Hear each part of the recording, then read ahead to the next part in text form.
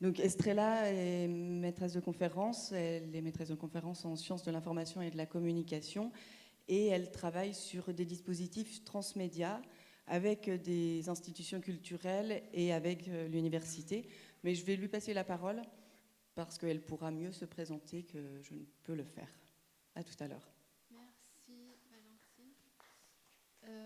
Oui, donc je vais vous présenter en fait un petit retour d'expérience. Je n'ai pas la prétention de présenter une conférence, ça va être assez improvisé à partir de 3 années de partenariat entre des étudiants en design numérique et un théâtre. Donc là j'ai copié sur mon copain Étienne, j'ai fait un petit slide aussi d'où je parle. Donc j'ai travaillé un petit peu dans le spectacle vivant et puis j'ai démarré, je me suis intéressée aux médias numériques et aux récits digitaux au tout début avec une première expérimentation qui s'appelait Flânerie parisienne et un mémoire qui s'appelait L'Observateur, essai de sémiotique de l'œuvre interactive, qui a été suivi par une thèse qui s'appelait Éléments de méthode pour la conception d'hypermédias culturels. Bon, c'était une époque où on inventait un peu tout, il n'y avait rien, il n'y avait pas de théorie, il n'y avait pas de méthodo, et ça c'était vraiment super sympa parce qu'on pouvait faire vraiment du bricolage méthodologique, aller puiser dans plein de disciplines, la sémiotique, les sciences cognitives, l'analyse filmique, etc., etc. Et pour se bricoler ses propres outils théoriques et méthodologiques. Donc c'était un peu du braconnage, et ça l'est toujours un peu, je pense, parce qu'on est tout le temps dans des phases de médias émergents où il faut avoir cette agilité de travail et pas rester dans des rails méthodologiques. Puis j'ai été scénariste multimédia entre 90 et 2003 à peu près. Dans différents, j'ai un peu expérimenté toutes les postures entre freelance, travailler en agence, travailler pour un musée, etc. Et puis enseignante chercheuse depuis 2004 et responsable du master design d'interface multimédia et internet depuis 2016. Et c'est le démarrage de ces partenariats de projets avec le Théâtre des Champs-Élysées. Alors je vais vous parler depuis ma casquette d'enseignante et je vais vous parler de dispositifs, de projets pédagogiques qui sont aussi de la recherche-action au sens où on met en place des dispositifs, on en tire des conclusions, on les relance avec des cadres différents, avec des contraintes différentes, des enjeux différents, etc. Donc 3 genres de partenariat avec le Théâtre des Champs-Élysées, nom de code TCE. Et pour le théâtre, des enjeux d'image, de communication et de médiation, et aussi des enjeux de développement de public, et notamment comment réactiver l'aura avant-gardiste du théâtre, et paradoxalement en passant par les archives et les mémoires au cœur de la stratégie. Et donc comment on dispose des conditions pour explorer des possibilités de dispositifs médiatiques situés et transmédia, en privilégiant plutôt les activités d'exploration par rapport aux objectifs pédagogiques aussi vis-à-vis des étudiants. Donc un retour d'expérience sur les écueils, le potentiel pour le déploiement de dispositifs au service des activités et du patrimoine du spectacle vivant. Le contexte, c'est que les structures culturelles aujourd'hui et surtout les théâtres d'art lyrique se posent beaucoup de questions et voient fondre leur public jeune. Il y a une transformation des sensibilités qui est liée au milieu médiatique. Il y a aussi la montée des modèles communicationnels et marketing dans le champ de la culture, comment des marques, on s'approprie des dispositifs qu'on recycle, qu'on utilise pour la médiation, pour la communication dans le domaine de la culture. Et donc des tactiques de la part de ces établissements pour tenter de renouveler leur mode d'adresse au public. Quand je dis mode d'adresse, c'est important parce que derrière ça, c'est surtout ça, c'est-à-dire comment est-ce qu'on s'adresse aujourd'hui aux jeunes gens à travers des langages médiatiques, mais aussi des modes énonciatifs qui ne sont pas forcément ceux institutionnels, corporate, etc. Donc au Théâtre des Champs-Élysées, le constat il est simple par rapport aux tranches d'âge qui sont plus du tout présentes au théâtre. Et aussi, il y a un déficit qui concerne l'image, un brouillage de l'image du Théâtre des Champs-Élysées, parce que ça s'appelle théâtre et c'est plutôt de l'art musical, parce que ça s'appelle Champs-Élysées et que c'est pas aux Champs-Élysées, etc. Et le Théâtre des Champs-Élysées, donc, cherche à renouveler sa cible. Alors, l'impulsion de tout ça, c'est d'ailleurs une chargée de relations avec les publics, Christelle Folcher, qui s'est intéressée, en prenant ses fonctions au sein du théâtre il y a maintenant 9 ans, je crois, qui s'est intéressée à ces jeunes gens, à leur parcours, à leur intérêt, etc. Et qui essaye de créer, en fait, c'est démarré comme une chaîne d'ambassadeurs, puisqu'elle-même s'est vue comme ambassadrice, a essayé de trouver des ambassadeurs auprès de ces jeunes gens pour communiquer auprès de l'offre du théâtre, savoir en parler de manière vivante, passionnée, etc. Et autour de ça, ça s'est poursuivi par de la rencontre avec des écoles de design sur des enjeux communs, comment travailler avec ces jeunes gens pour essayer d'inventer depuis leur propre regard, leur culture à eux, des médiations, des modes de communication, et comment donc retranscrire la vie du théâtre, solliciter leur production esthétique sensible. Ça s'est concrétisé sur le premier partenariat, notamment avec François Lauzet, qui est un auteur aussi, un auteur et qui fait des formations sur la communication transmédia dans ce domaine-là, et ça a donné la naissance du premier projet, l'Odyssée de Pénélope. Donc la trame, là je vais vous parler en fait de ces trois de manière chronologique, très classique, parce qu'il faut comprendre un petit peu comment ça s'est relancé, pourquoi, etc.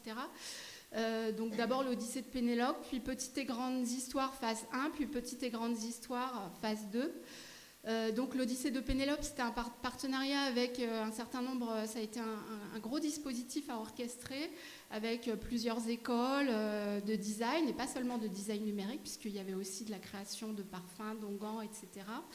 Avec d'autres structures culturelles partenaires, comme le musée Bourdelle, puisque Bourdelle a travaillé sur... il y a des bas-reliefs, il y a des fresques, et surtout la statue de Pénélope à l'accueil du Théâtre des Champs-Élysées.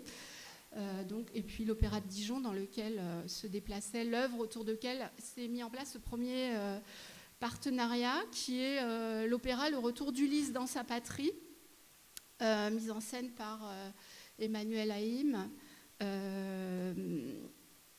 Et donc c'était un formidable terrain de jeu pour déployer un dispositif transmédia à la fois sur la scène du spectacle, dans les coulisses du théâtre, sur les scènes web du design transmédia, et avec tout un tas de dispositifs et une certaine homogénéité, un même esprit en termes, par exemple, l'utilisation de l'esthétique pop art, qui était utilisée aussi bien dans la scénographie de l'opéra, dont vous voyez une image ici, que dans la scénarisation des personnages. Donc, si on reprend le modèle des cercles concentriques de Trosby, qui montre comment fonctionne l'économie créative, à partir du noyau créatif primaire, qui sont les créations artistiques primaires. Ça fonctionne tout à fait avec notre projet, puisque au départ, on a la culture grecque antique, l'Odyssée d'Homère, qui était déjà... on voit comment ces formats émergents s'emboîtent, puisque l'Odyssée d'Homère, c'était les balbutiements du roman. C'était une des premières... ce qui nous est parvenu de la fiction romanesque, qui commence à être vraiment un art. Et puis c'est l'opéra de Monteverdi, Le Retour d'Ulysse. Et Monteverdi, c'est pareil, il a été un inventeur du théâtre chanté-parlé à l'époque des balbutiements de l'opéra. Et puis l'orchestration et la mise en scène aussi, qui étaient très, très créatives. Et donc le design transmédia. Et puis après, toutes les d'autres choses qui sont arrivées autour, comme la communication fabrication presse, la labellisation French Tech, des petits projets de recherche dans différentes disciplines, etc. Donc, bon, je vais vous parcourir comme ça quelques petits screenshots, quelques petits exemples de ce qui a été inventé autour, au prisme notamment de l'idée d'une sorte de traduction interculturelle qui était en fait ce qui était un petit peu attendu aussi de ces étudiants qui étaient à la fois des designers, des apprentis designers, mais aussi des jeunes gens à qui on demandait de se sentir libre avec ce matériau et de jouer avec, d'en produire des réénonciations au prisme du design et au prisme de leur culture, de leur manière de parler. Donc par exemple un blog, moi j'ai travaillé avec des étudiants d'une licence pro scénarisation multimédia, un blog qui s'appelait Hermès Mag avec tout un tas de rubriques, de formats éditoriaux différents qui passent des recettes aux reportages, aux rubriques Do It Yourself, etc. Et ici par exemple un reportage avec l'arrivée des Phéaciens aux abords d'Ithaque, où on voit comment les étudiants ont transformé l'ADX6, c'est-à-dire le temps du maintenant, c'est le temps du récit mythologique, l'espace du théâtre, c'est Ithaque, et les personnages, c'est les jeux de chacun des personnages qui gravitent autour et qui vont vivre autour de ce projet transmédia. Donc une polyphonie énonciative et une traduction interculturelle dont vous pouvez lire quelques exemples, qui s'approprient aussi les marques énonciatives des réseaux sociaux numériques, les hashtags, etc. Les clins d'œil, l'humour. Bon, il y a eu quelques petits couacs parce qu'à partir du moment où on dit éclatez-vous, appropriez-vous les personnages, à des jeunes gens en licence pro, forcément, il y a aussi des petits dérapages, il y a eu quelques trucs un peu censurés, etc. Mais dans l'ensemble, ça s'est déployé correctement. Il y a eu aussi des bandes dessinées numériques qui ont été travaillées, par exemple, avec ces mêmes étudiants, qui étaient introduits dans la diégèse. L'idée qui était communiquée, c'est, voilà, donc il y a Télémaque qui cherche à distraire sa maman, et Télémaque c'est le fils de Pénélope, et qui va imaginer du digital storytelling, des BD interactives pour la distraire, pour ridiculiser ses prétendants, etc. Ou pour glorifier la rencontre entre elle et Ulysse. Donc tout ça, c'était la scénarisation de ces petites BD qui s'appropriaient les codes à la fois de la planche BD classique ou de la BD sur smartphone qu'on fait glisser du bout du doigt. Aussi les codes du récit interactif où on essaye de trouver une interactivité qui fait sens avec les valeurs du récit d'Homère. Par exemple, ici, c'était le fait de faire choisir à Ulysse la métisse ou Kratos. La métisse, c'est la ruse, Kratos, c'est la force, et il a eu à utiliser au cours de son parcours à la fois la ruse et la force, donc produire des scénarios arborescents en plongeant Ulysse dans des situations d'aujourd'hui, mais avec sa culture et sa manière d'être comme personnage et ses différents choix pour se sortir des situations dans lesquelles il tombe. Il y a eu des bandes défilées. Alors, je ne sais pas s'il y a des gens de Small Bank qui sont encore là. Non, qui étaient là ce matin. Non, ils sont partis. Et ce qui est marrant, c'est que ça faisait partie du benchmark. Les étudiants, je leur avais fait un Perl Tree avec tout un tas d'exemples de bandes dessinées, de formats différents, de BD interactives. Et à partir de ça, donc, ils se sont inspirés. Et notamment, il y a eu 2 reprises à partir de Falaina, qui a été évoquée en fin de matinée, qui est la première bande défilée. Et donc, comment un format innovant qui est sorti en 2016, en 2016-2017, il se transforme déjà en un format remixé et réapproprié par les étudiants. Il y a eu aussi des collaborations avec une école de traduction, de manière à, par exemple, à ce que l'Office du tourisme d'Ithaque puisse être traduit, puisse être trilingue. Et à cette occasion, on a remarqué un petit peu, ce qui m'a frappé, c'est la qualité dans les rédactions, les réécritures proposées par ces étudiants de l'école de traductologie ISIT. Et vous verrez pourquoi c'est important par la suite. Il y a eu des tas de petits formats vidéo avec des do-it-yourself et autres. Bon, j'en ai quelques-unes. Ah non, ça, c'est pas ça.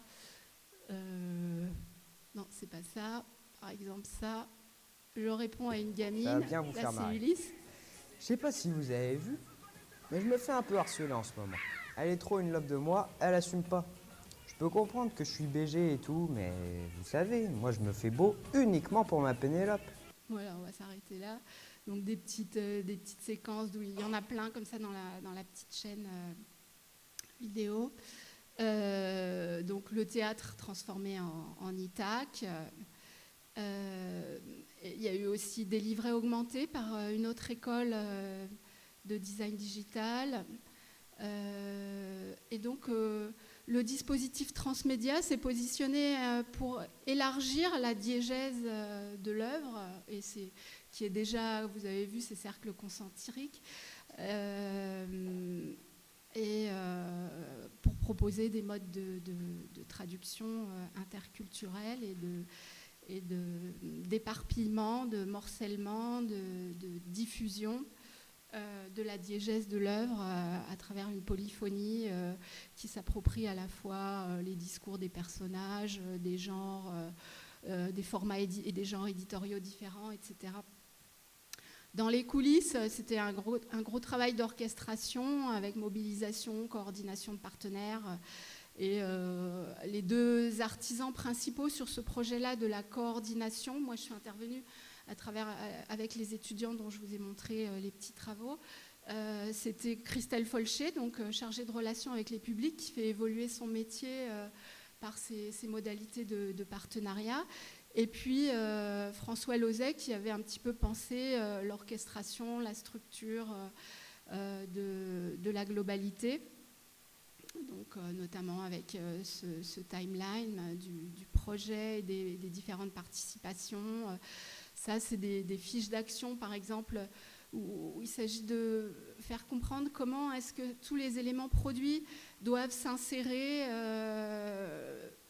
doivent être introduits, doivent pouvoir circuler. Donc, comment on les introduit dans cet univers les fiches d'action pour les étudiants, les schémas actentiels pour faire vivre les personnages, etc.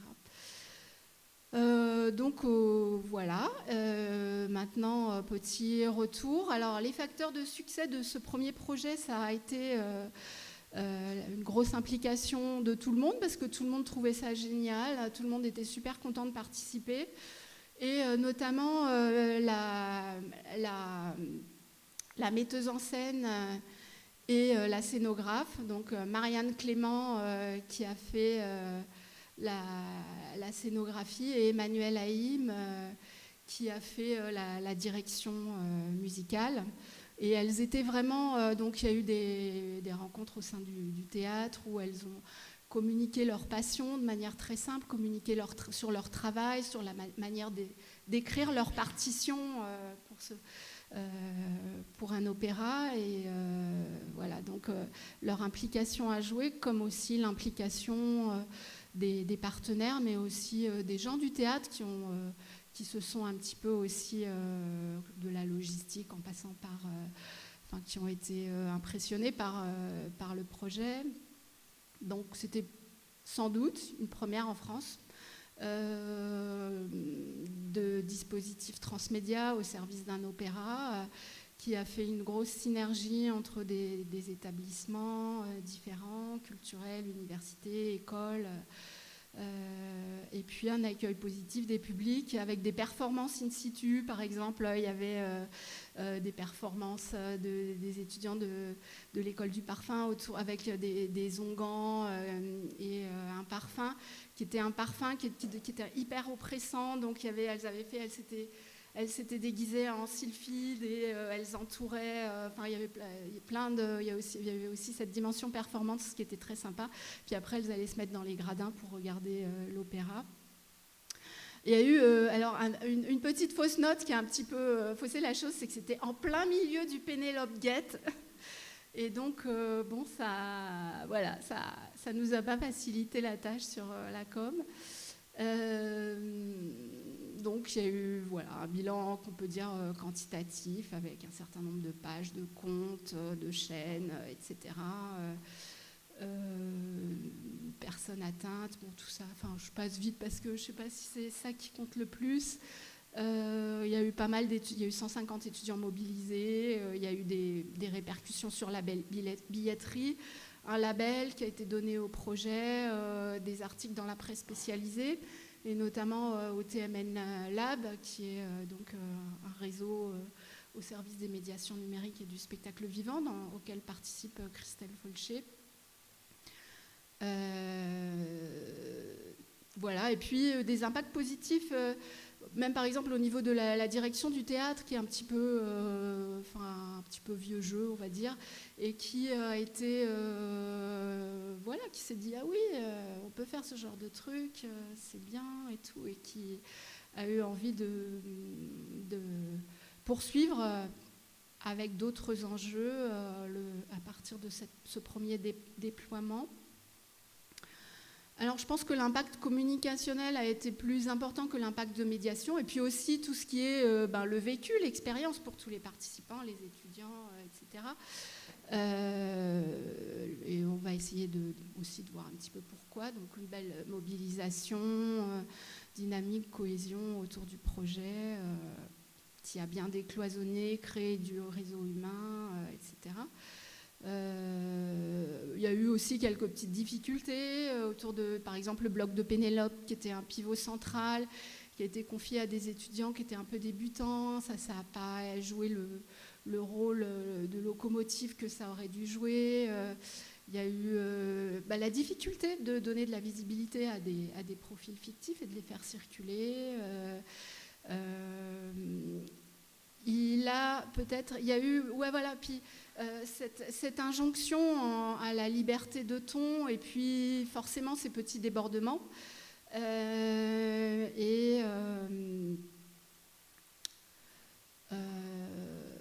Et peut-être aussi une vision un petit peu technodéterminisme du dispositif transmédia comme quelque chose qui peut fonctionner et se disséminer par lui-même. Il y a des médiations à repenser, des médiations en termes de design numérique, mais aussi et peut-être autres. Aussi bien, et là je parle autant de l'expérience, là je parle plutôt de l'expérience des publics externes, c'est-à-dire comment faciliter l'interface avec cet objet multiforme, et puis des éléments de peut-être de cohérence graphique et autres. Et puis pour les étudiants aussi, ce projet-là, il était très... En fait, il y avait une super coordination, mais c'était au niveau des coordinateurs, des chefs. Les étudiants se sont un peu rencontrés, par exemple, lorsqu'ils ont été invités à écouter Emmanuel Haïm et Marianne Clément. Mais sinon, en fait, il a manqué d'organes où ils puissent communiquer de manière transverse directement entre eux. Et donc, forcément, ça a eu des impacts négatifs sur un projet comme un dispositif transmédia. Donc ça fait partie des critiques qu'on peut porter sur le dispositif.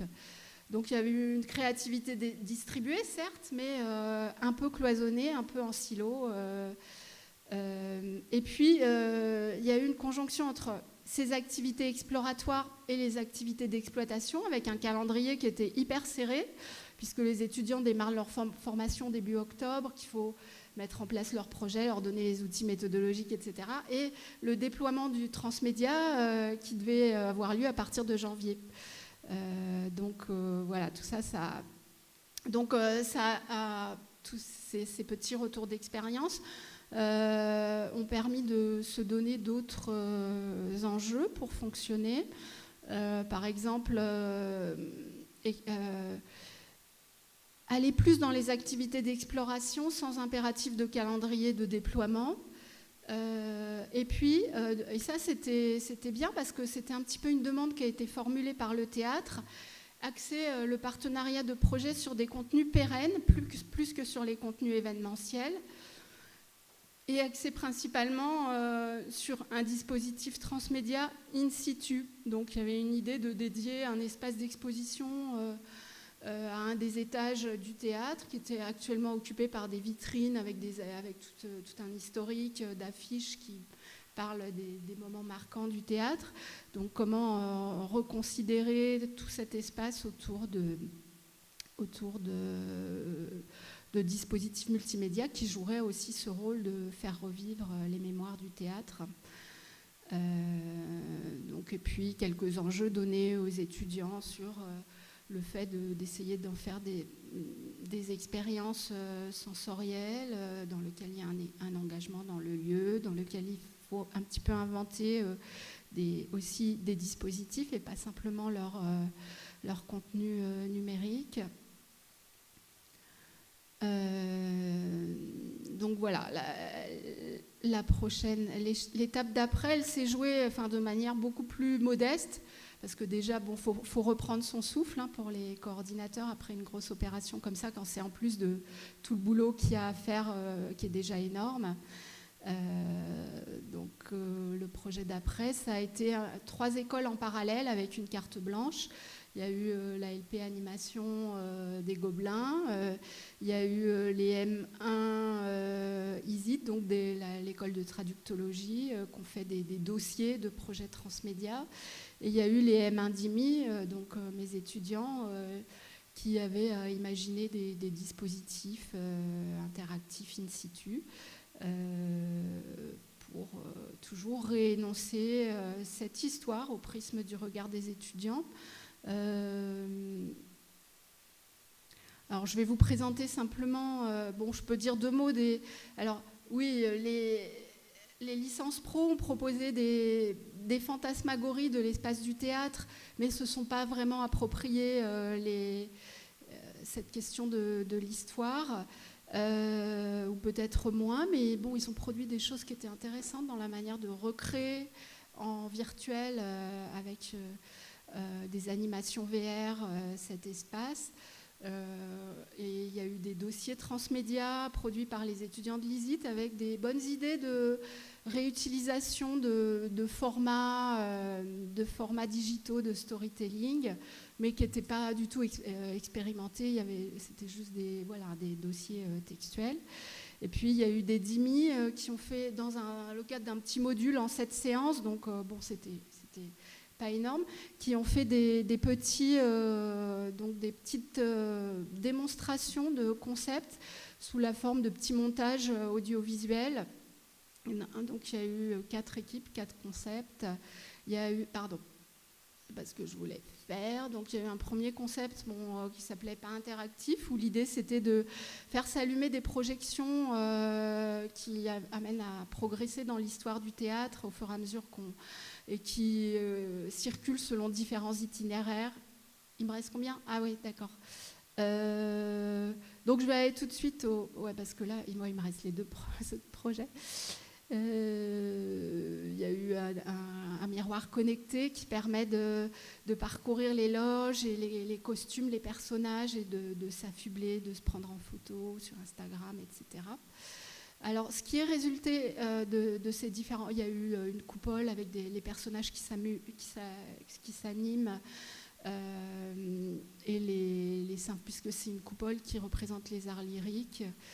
Et puis un orgascandale qui permet de jouer des verbatims injurieux qui ont eu lieu, ou des articles injurieux qui ont eu lieu après des premières qui ont fait des gros scandales. Donc à la suite de ça, on s'est dit, voilà, c'est super, cette liberté de ton, il faut la conserver. Et en même temps, il faut pousser plus les dimensions sensorielles et les dimensions de contenu. Et puis on a remis en place du coup un dispositif projet où on a mixé 2 équipes.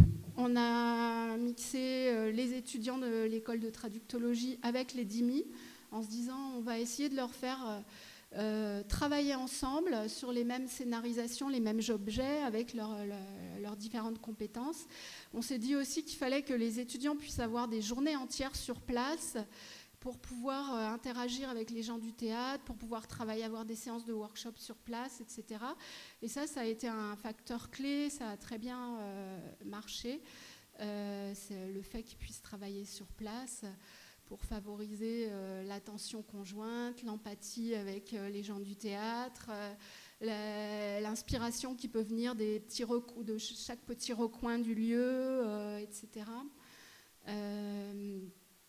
Et donc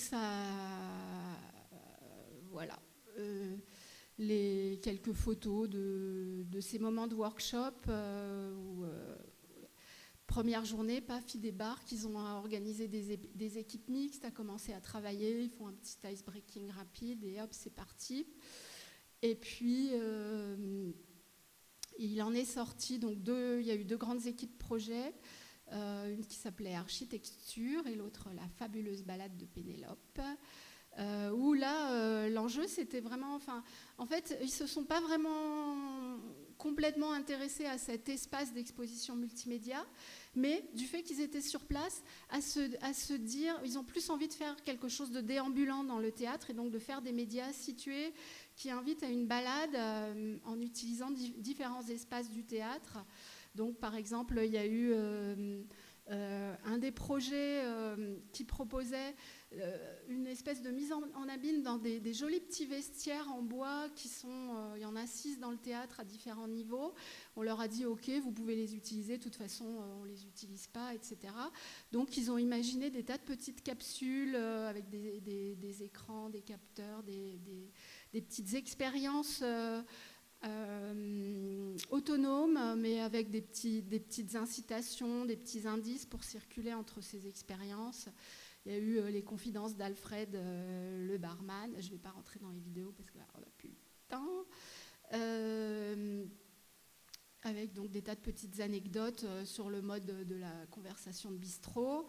Il y a eu la loge de Joséphine Baker, les prémices du théâtre, avec c'est comme si on entendait les architectes qui discutent entre eux, qui se bagarrent, etc., le vestiaire.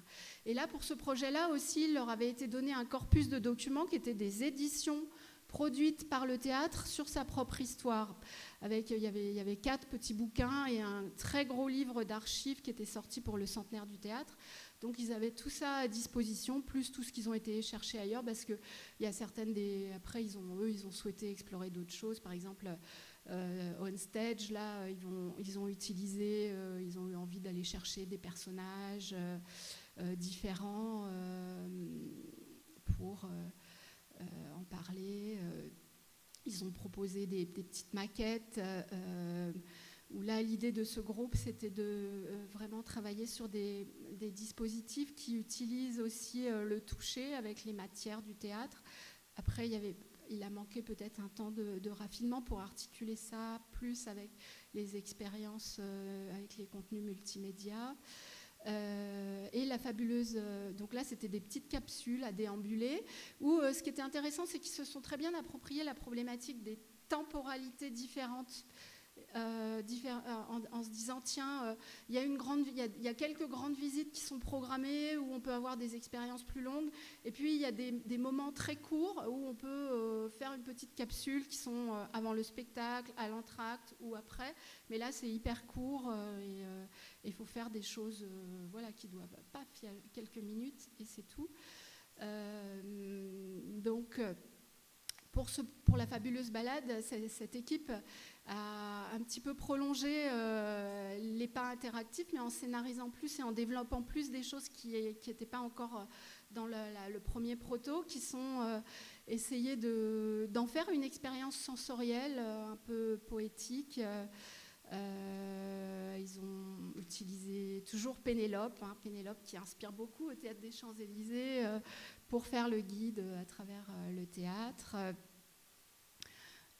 Et puis, je ne sais pas si je peux vous présenter quelques minutes de la vidéo du proto. Et donc là, on est dans une balade en réalité augmentée qui prend appui sur les fresques, les bas-reliefs, les motifs du théâtre pour dessiner un parcours qui permet de faire revivre certains personnages qui ont croisé le théâtre et d'obtenir de la musique, de l'histoire, etc. Là, ils se sont pas mal inspirés, ils ont pas mal repris le modèle Pokémon Go avec des cartes à collectionner, donc un aspect un petit peu gamification, des cartes à collectionner qu'on peut faire circuler. Voilà. Alors, donc, un petit débrief. Donc là, finalement, j'ai été plus vite sur les deux autres partenariats. Je pense que je suis un peu dans les temps là. Il me reste, non. Ouais, là, j'ai les éléments de conclusion un peu.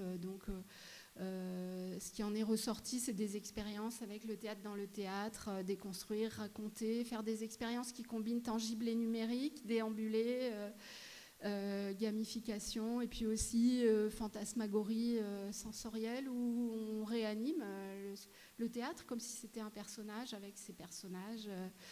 Et où le théâtre sert d'ancrage et d'interface aux énonciations multimédia en réactualisant les arts de la mémoire par une mise en scène multimédia, des images actives et dans des lieux réels.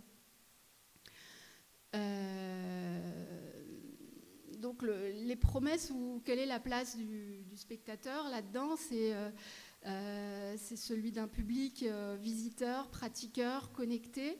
Alors, ce qui est intéressant, c'est que les deux propositions étaient assez complémentaires là-dessus, parce que la première, avec ses petites capsules, pouvait s'adresser à un public familial, à mamie, aux gamins, etc. Et l'autre s'intéressait plus aux jeunes, à travers donc, le remixage du moteur Pokémon Go.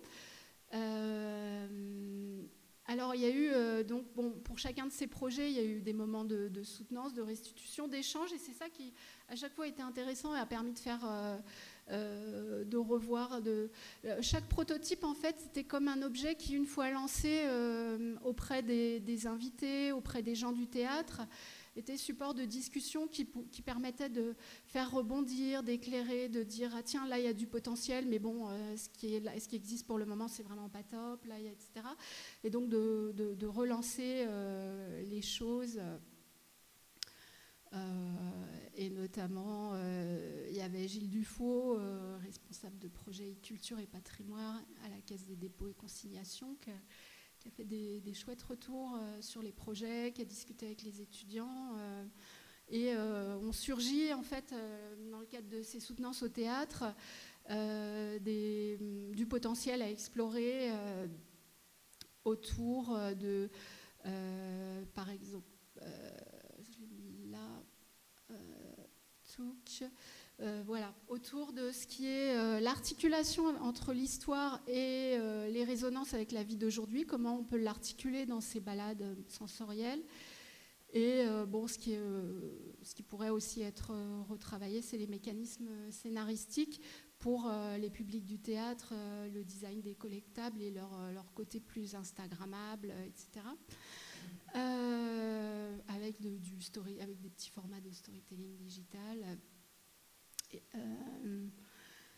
Donc bon, tout ça c'est des beaux terrains de jeu où forcément on est invité à poursuivre le métissage, le bricolage et le braconnage méthodologique des débuts, et moi c'est ça qui me plaît, et où du coup on emprunte aussi bien, on fait des plans, on fait des maquettes avec du carton. Merde, Simon,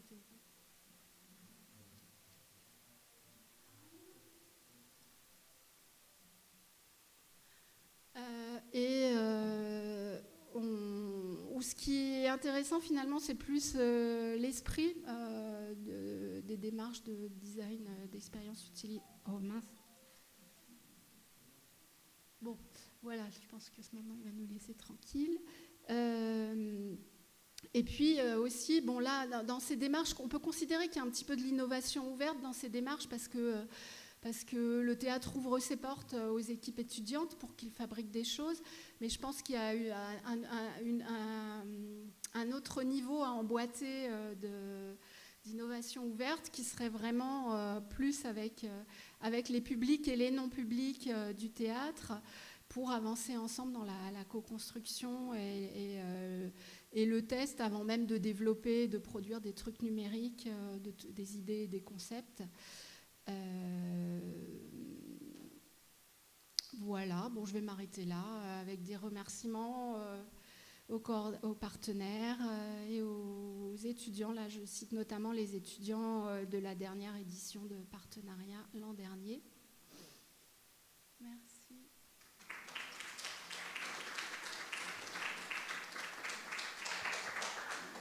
Merci beaucoup, Estrella. Oui. Alors, on peut peut-être prendre une petite question ou choisir sagement d'aller poursuivre les discussions dehors.